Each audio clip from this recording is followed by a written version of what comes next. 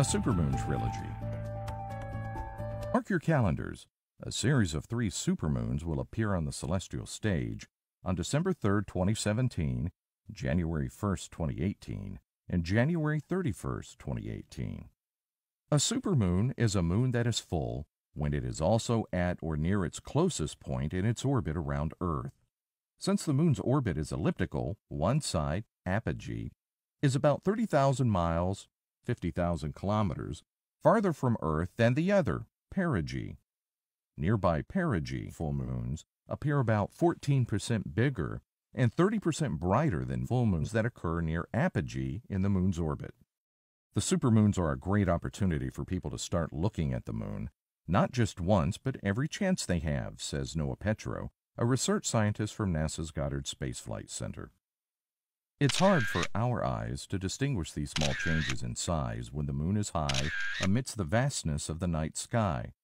But any time you catch a full moon as it rises or sets, while it's suspended low on the horizon beaming through the silhouettes of trees or buildings, its apparent size might make you do a double take.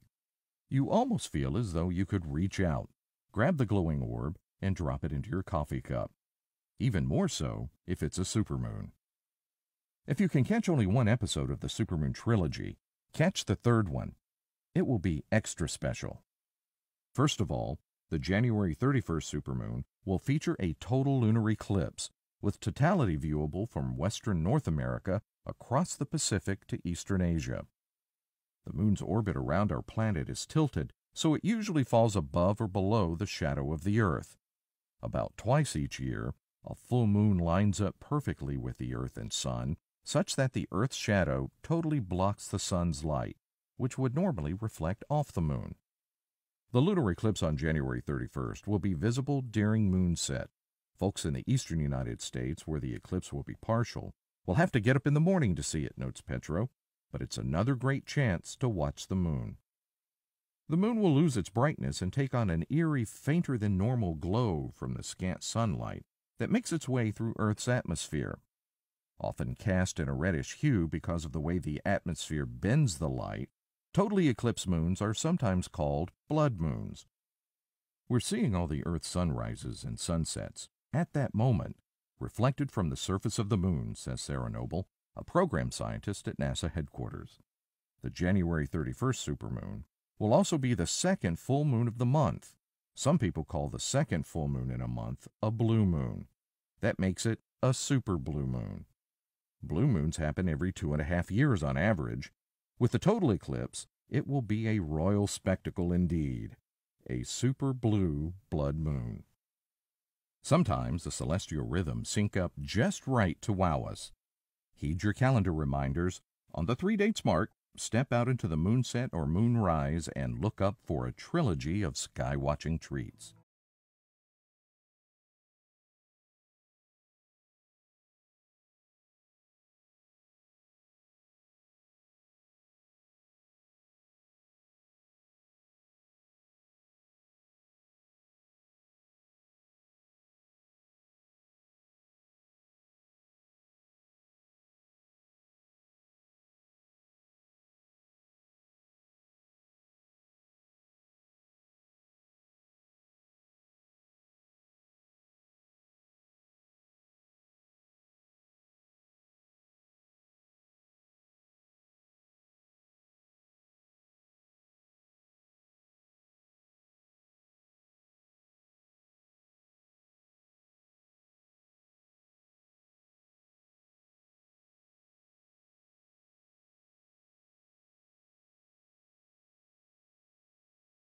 But today we finally acknowledge the obvious, that Jerusalem is Israel's capital.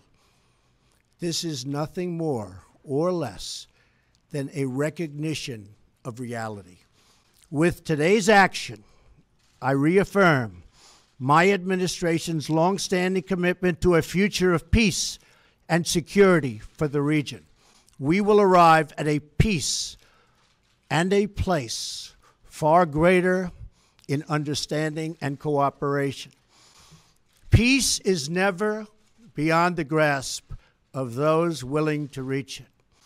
It is time for the many who desire peace to expel the extremists from their midst. And finally, I ask the leaders of the region, political and religious, Israeli and Palestinian, Jewish and Christian and Muslim, to join us in the noble quest for lasting peace. This is a historic day. This decision reflects the President's commitment to an ancient but enduring truth, to fulfilling his promises, and to advancing peace. The President's decision is an important step towards peace, for there is no peace that doesn't include Jerusalem as the capital of the State of Israel. I call on all countries that seek peace to join the United States in recognizing Jerusalem as Israel's capital and to move their embassies here. I share President Trump's commitment to advancing peace between Israel and all of our neighbors, including the Palestinians. This has been our goal from Israel's first day, and we will continue to work with the President and his team to make that dream of peace come true.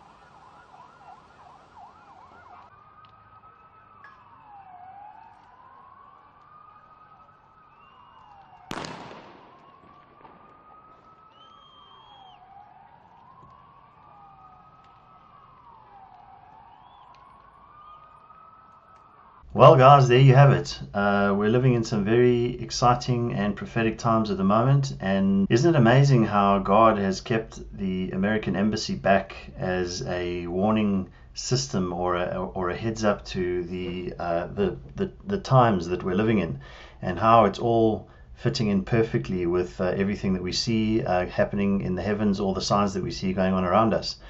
And it's no coincidence that the embassy and the controversy surrounding the embassy is a precursor to the dividing of the land of Israel. They will be recognizing a state of Palestine and on the land of Israel, and that's obviously God's land. And by doing so, they will be affirming or confirming the lie, which is Palestine on his land, and God warns us not to do that. He warns the world not to divide his land, and you can be sure that that's what they're going to do. So what I want to do is just go over what's happened and my thinking about what's going to be happening and the way that I'm reading this at the moment. I've given this a lot of thought, and I've spent some time on this this time chart to kind of give you an idea of what I'm thinking, how this is, how this should be viewed. So on the far left hand side here, you can see I've charted the blood moon Tetrad, which happened on 2014 and 2015, and those were on the feast days of Passover and Sukkot. And you may have seen in one of the other videos that I suggested that this was a warning system, and this warning system was telling us that we have 2 Passovers and 2 Sukkots left from the end of the Tetrad, which was on the 28th of September 2015. So that would mean after the blood moon Tetrads in 2014 and 2015, we would have Passover, Sukkot, Passover, Sukkot, and we would not make it to the next Passover. So that's kind of what it's pointing to. It's saying that, hey guys, you guys have got 2 Passovers and 2 Sukkots left, and those have been depicted here in Passover in 2016 and Sukkot in 2016, and Passover in 2017 and Sukkot in 2017 as well. Also, I don't think it's a coincidence that what we can see happening here just at the very end, I've put all the events or the signs that we see happening before the Passover, which I don't believe we're going to get to before the rapture of the church.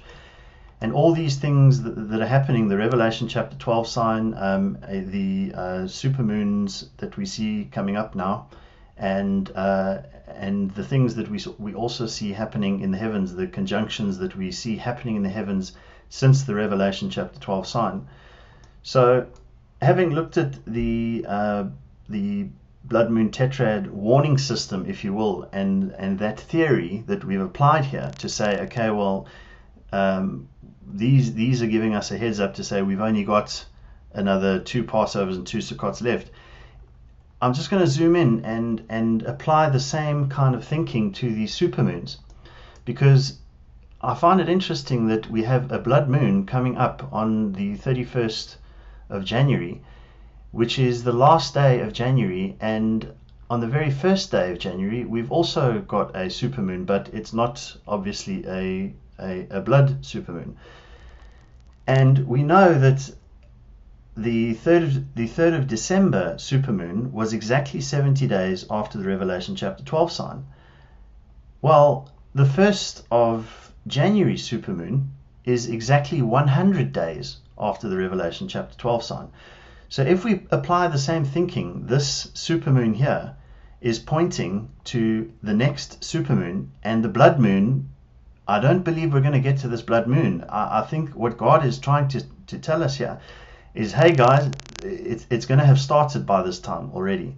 So, and I could be wrong, this is speculation, but I find it very telling that that this supermoon is happening on the 1st of January, exactly 100 days after the Revelation chapter 12 sign. So what I'm saying is that I will be considering New Year's Eve as a high watch period, because we know that the Revelation chapter 12 sign happened the very day after the New Year in Israel, and the rapture of the church is, mostly speaking, going to occur for the people of the Gentiles. So that it's when the Gentiles come in that Israel's blindness is removed. So from a general perspective, it's the Gentile year that could possibly be the catalyst to say, well, this is when the rapture of the church is happening. We saw the Revelation 12 sign on the New Year of Israel, and we see a supermoon 100 days after the Revelation chapter 12 sign on the New Year of the Gentiles.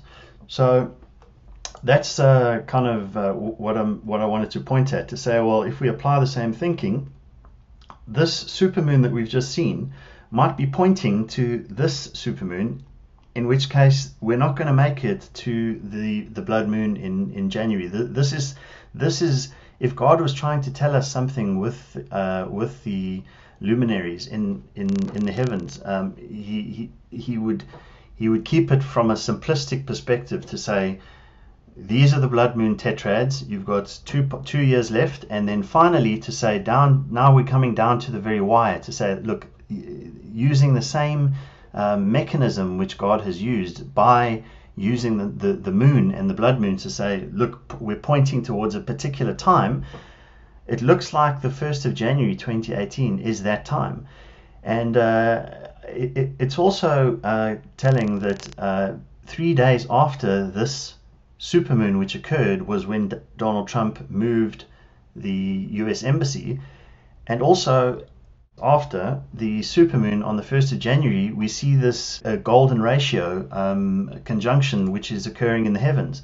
And this is when Mars and Jupiter conjunct right in the center of the triangle which forms the scales of Libra, which we know to be the holy altar.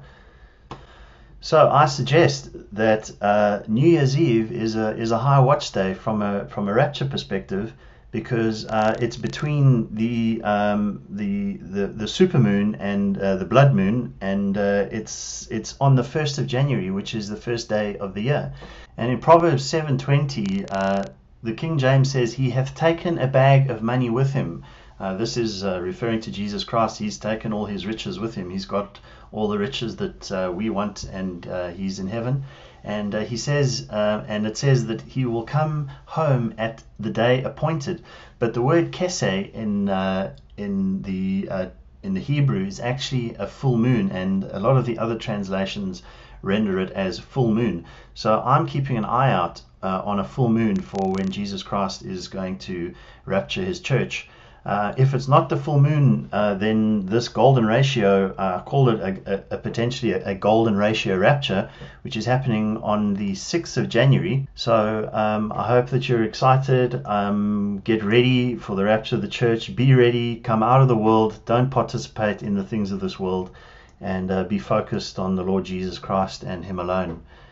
He loves you. He wants to be with you. He desires to be with us. Isn't that an amazing thought, that He actually desires to be with us? That it's beyond comprehension that Jesus Christ actually wants to be with us.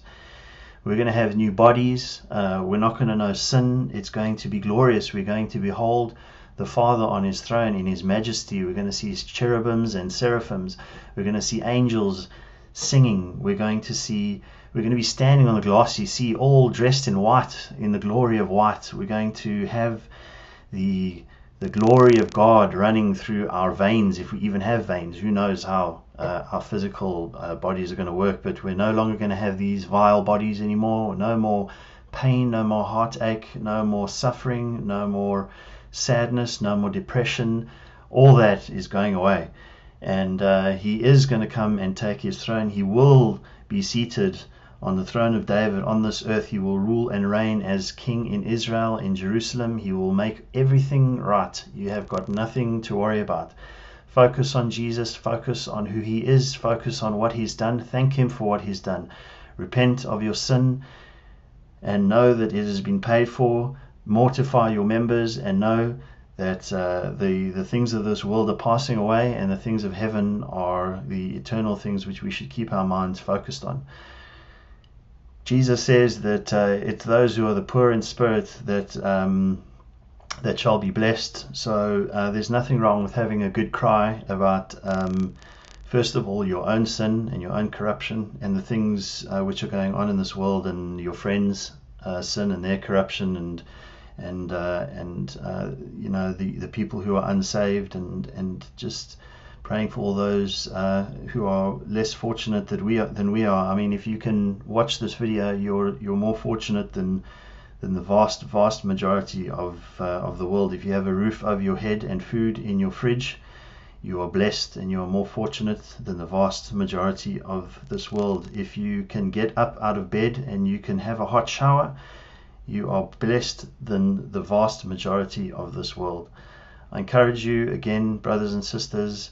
I love you. I can't wait to see heaven and see what Jesus has been prepared for us. And He's gone away to prepare a place for us, that where He is, we might be. We believe in God. We must believe in Him also. There are many mansions in His Father's house. So, if you believe Jesus, believe that there's a mansion coming your way. Woo-hoo!